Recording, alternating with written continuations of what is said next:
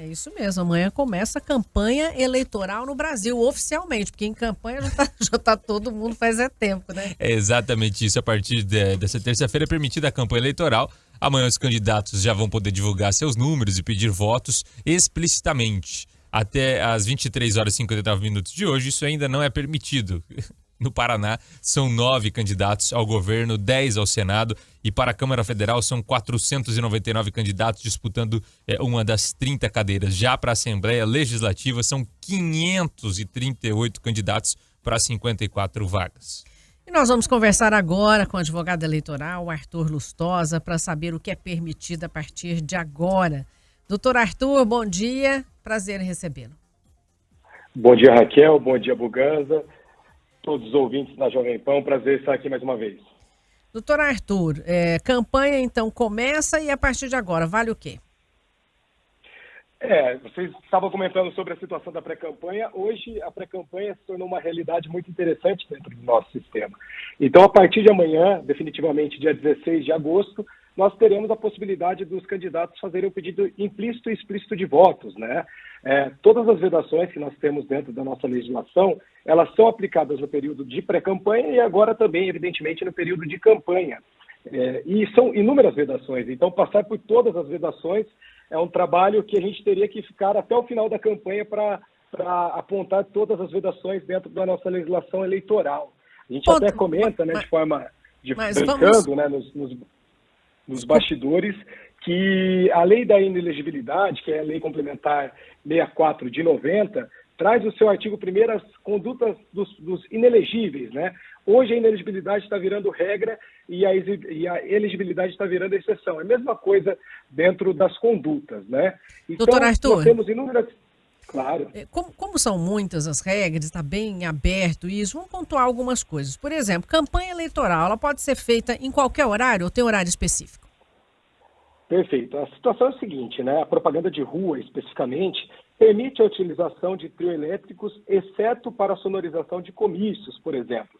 Tem limitação de horário? Sim, nós temos a limitação de horário, exatamente prevista também dentro da nossa legislação, sobretudo quando nós estamos falando referente aos comícios, né? Então, até às 22 horas, por exemplo, do dia que antecede a eleição, é permitida a distribuição de panfletos, de caminhadas, de carreatas, de passeatas.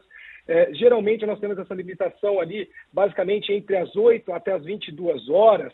Além disso, né, desde que sejam distantes em 200 metros de sedes dos poderes públicos, quartéis, hospitais, escolas, bibliotecas, igrejas e teatros, por exemplo. A ideia, né, que é muito comum, infelizmente, da fixação de cavaletes, isso é plenamente vedado. Então, qualquer tipo de propaganda em bens públicos ou bens de uso comum, bens particulares, que a população, no contexto geral, tem acesso, por exemplo, cinemas, clubes, comércios, igrejas, estádios, etc., árvores, né, jardins, muros, isso tudo é plenamente vedado, né?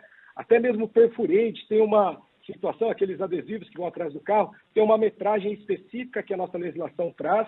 Então, como eu disse, né, nós temos inúmeras vedações, inclusive nesse período que vai até o dia 1º de outubro especificamente, e no dia da eleição, essas vedações elas se ampliam, né? E os comícios, como o senhor disse, são permitidos, né?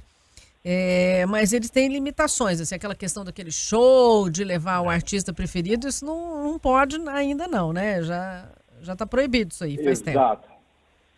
Exatamente. Nós temos uma esquizofrenia dentro do nosso sistema, porque os showmícios, eles são, via de regra, não são possíveis a realização dos showmícios, né? Comício sim, mas por exemplo, um influenciador digital fazer um pedido de voto para determinado candidato que ele tenha eventual afinidade, isso é permitido dentro do nosso sistema exatamente pela liberdade de expressão desse eventual influenciador digital. E também, em 2020, nós tivemos as lives, né? Então, desde que seja para arrecadação de recursos, é permitido, mas é um terreno meio espinhoso, então, via de regra, os partidos eles não gostam muito de enfrentar essa possibilidade. Campanha pode ser feita até um dia antes da eleição? Exato. A campanha ela pode ser feita de forma ampla até o dia antes da eleição e no dia da eleição, especificamente, é completamente vedada a utilização de alto-falantes, amplificadores de som, a promoção de comícios, passeatas, carreatas, enfim, divulgação de qualquer espécie de propaganda de partidos políticos ou de seus candidatos, a publicação de novos conteúdos ou impulsionamento de qualquer conteúdo dentro das redes sociais, por exemplo, isso é plenamente vedado no dia da eleição. E pode fazer jantar, chamar os correligionários todos, os simpatizantes, para almoçar, para jantar, fazer festa.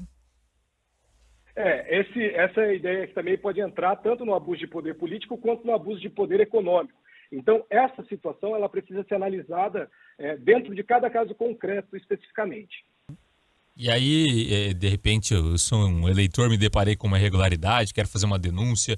Como é que eu posso agir, doutor? Perfeito, Buganza. Esse é o maior mecanismo de exercício democrático dentro das nossas eleições, além, evidentemente, do nosso depósito no dia 2 de outubro ou no dia 31 de outubro, se assim for. Nós, como cidadãos, no contexto geral, temos o pleno dever, não digo nem direito, de promover denúncias dentro dos canais possíveis de eventuais atos de irregularidade de campanha. O nosso grande canal de denúncia é o aplicativo Pardal, que está disponível em todas as plataformas, seja via Android, seja via iOS. A partir, então, de amanhã, né, e também na situação das pré-campanhas, o Pardal já estava funcionando. O Pardal, que é um sistema vinculado ao Tribunal Superior Eleitoral, com o pé, evidentemente, no Tribunal Regional Eleitoral aqui do Estado do Paraná, recebe de forma eletrônica as denúncias que são cadastradas dentro desse aplicativo, e essas denúncias elas são apuradas no contexto da Justiça Eleitoral, e se for verificada a possibilidade de indícios de irregularidade, isso é encaminhado ao Ministério Público Eleitoral, que aí sim é o legitimado, vamos dizer assim, para tomar as medidas cabíveis dentro do contexto eleitoral. Então, o Pardal é um aplicativo muito simples de acesso, ele passou por inúmeras atualizações, sobretudo para as eleições deste ano, como a integração com o processo judicial eletrônico, que é o PJE, que é o sistema que a Justiça Eleitoral adota no nosso Brasil, e outras situações em relação à Lei Geral de Proteção de Dados. Mas, via de regra, tem a situação ali de o aplicativo receber as denúncias, vídeos, fotografias, claro, com a descrição do denunciado, e aí sim será encaminhado para a Justiça Eleitoral realizar a apuração deste eventual ilícito eleitoral. Além disso, nós temos a Procuradoria Regional Eleitoral do Paraná, que também recebe diretamente esses ilícitos eleitorais que sejam ali eventualmente cometidos e denunciados. Tem um site específico do Ministério Público Federal e aqui no Estado do Paraná também da Procuradoria Regional Eleitoral do Paraná. E a OAB também tem 2 mecanismos, que é o aplicativo Voto Legal, que se assemelha muito com o aplicativo Pardal, e evidentemente nós, dentro da Ordem dos Advogados do Brasil, nós realizamos uma apuração desses eventuais ilícitos para encaminhamento para o Ministério Público Eleitoral, e o Comitê 9840, que o próprio nome já diz, visa receber eventualmente denúncias sobre compra de votos, enfim, aqueles ilícitos mais clássicos dentro do nosso sistema eleitoral, que infelizmente ainda acontecem e acontecem muito dentro da nossa realidade. Doutor Arthur, até para encerrar o nosso bate-papo aqui, que a gente vai ter também outras oportunidades para ir tirando aos poucos a dúvida dos eleitores, né? A gente viu um vídeo circulando na internet que uma pessoa prometeu dinheiro para os funcionários caso votassem um certo candidato. Isso continua sendo compra de voto, né? Completamente, né? A gente às vezes, claro que com essa situação da pulverização das redes sociais, nós estamos muito preocupados com a ideia da desinformação, das fake news, mas a compra de voto, que é aquele ilícito clássico que nós temos dentro do nosso sistema, ele acontece muito dentro da nossa realidade, infelizmente. Então, é sim uma conduta ilícita que serve tanto para apuração de eventuais sanções criminais quanto para sanção, no caso eleitoral, que aí sim seria uma compra de voto, e isso com certeza será apurado pelas autoridades competentes. Tá certo. Fechou. Conversamos então com o doutor Arthur Lustosa, advogado eleitoral, para tirar nossas dúvidas. Obrigado mais uma vez, doutor. Obrigado, Buganza. Obrigado, Raquel. Foi um prazer. Uma boa semana a todos os ouvintes. E amanhã começa definitivamente as eleições. Fechou. Obrigado. Boa semana, doutor. Lembrando, Raquel, que esses aplicativos podem ser baixados de forma gratuita, né? Tanto Pardal, todos são como esse gratuitos. da OAB, né? O importante é isso, assim, a gente tem muitos mecanismos, tanto para checar, não só para denunciar, como para também checar fake news. Sim. Hoje o tribunal também deixou à disposição eleitoral, deixou à disposição aí esses apps justamente para isso, para que ninguém vá votar com dúvida, para que ninguém se baseie em fake news para poder dar o seu voto.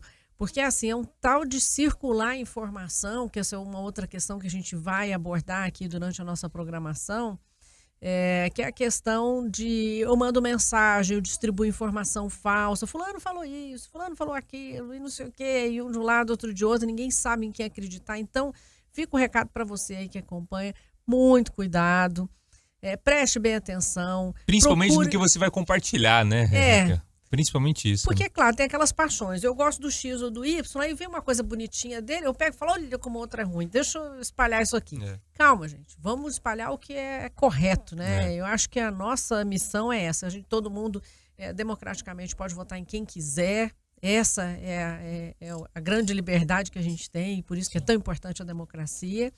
Mas a gente também tem a responsabilidade com o outro, de não ficar espalhando informação falsa. Sim. Porque, enfim, a gente sabe aí que não tem ninguém perfeito nessa história, não, né? Sim, com certeza.